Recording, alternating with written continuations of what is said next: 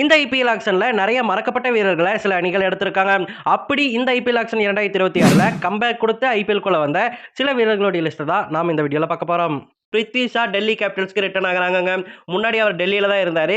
இப்ப தன்னுடைய தாய் அணிக்கு திரும்பிட்டாருன்னே சொல்லணும். பிரித்வி ஷாவ வெறும் 75 லட்சத்துக்கு பேஸ் பிரைஸ்ல எடுத்துட்டாங்க.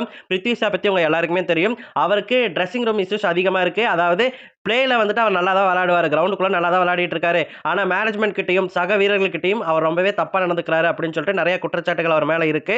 இருந்தாலும் பரவாயில்ல, அவரை நாங்க வளர்த்தி விடுறோம், அவரை நாங்க சரி பண்றோம் அப்படின்னு சொல்லிட்டு டெல்லி கேபிட்டல்ஸ் அவரை டீமுக்குள்ள சேர்த்திருக்காங்க.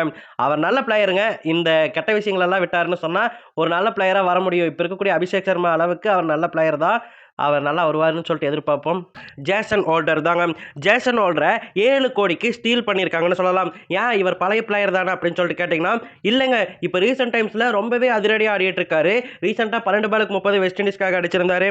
அண்ட் சிபிஎல்ல 27 பாலுக்கு 63 அடிச்சு ஒரு இன்னிங்ஸ் ஒன்று ஆடி இருப்பாருங்க. சூப்பர்பான இன்னிங்ஸ். அண்ட் பவுலிங்குமே நல்லா போட்டுட்டு இருக்காரு. பேட்டிங் அதை விட அதிரடியாக ஆடிட்டு இருக்காரு. அதனால ஜேசன் ஹோல்டரை ஜிடி ஸ்டீல் பண்ணிட்டாங்கன்னு தான் சொல்லணும். இவர் கண்டிப்பாக ரொமாரியோ ஷெப்பர்ட் இடத்துல ஆடுவார் அப்படின்னு சொல்லிட்டு நான் நினைக்கிறேன். 11ல கண்டிப்பா இருப்பாருங்க. இவரை இல்லாம 11 ஆட மாட்டாங்க. ஏன்னா சூப்பர்பா ஆடிட்டு இருக்காரு. ஒரு பிறந்ததிலிருந்தே கேப்டன் அப்படிங்கிற குணம் இருக்கும் இல்லையா சிலருக்கு, அப்படிப்பட்டவர் தான் ஜேசன் ஹோல்டர். அடுத்து சர்ஃப்ராஸ் கானை 75 லட்சத்துக்கு பேஸ் பிரைஸ்க்கு வாங்கியிருக்காங்க. இந்த ஆக்ஷன் நடந்துட்டு இருக்கும் போதே பக்கத்தில் அவர் எஸ்ஏஎம்ஏடியில் அதிரடியாக ஆடிட்டு இருந்தாரு. இருந்தாலும் முதல்ல அன்சோல்ல போயிருந்தாரு. அதுக்கப்புறம் சிஎஸ்கே பார்த்துட்டு மிடில் ஆர்டர் ஸ்ட்ராங் பண்றதுக்காக இவர் எடுத்துட்டாங்க.